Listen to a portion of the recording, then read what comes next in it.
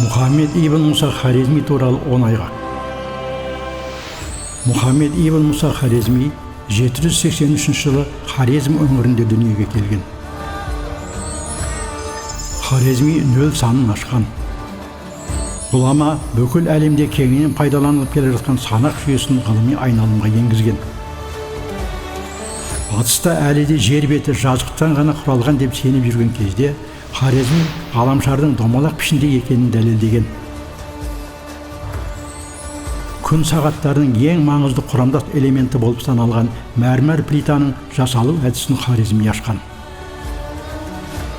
Математика ілімі ежелгі көне заманнан ғалым өмір сүрген заманға дейін алгебра және арифметика секілді бөлімдерге жіктелмеген. Тек Хорезми заманынан бастап қана алгебра математиканың дербес бөлімі болып бөлінді. Ғұламаның зиш еңбегінде алғаш рет тангенс функциясы енгізілген. Хорезми өзінің Китаб Сурат ул Арз шығармасында жердің мамыражай, яғни адамзат тіршілік ететін абат бөлігін 7 климатқа бөлген. Ғұлама 850 жылы Бағдатта қайтыс болған. 1976 жылы ғаламшарлар жүйесіне ат қоятын жұмысшы топ айдағы әйгілі кратерлердің біріне Мұса Хорезмидің есімін берген.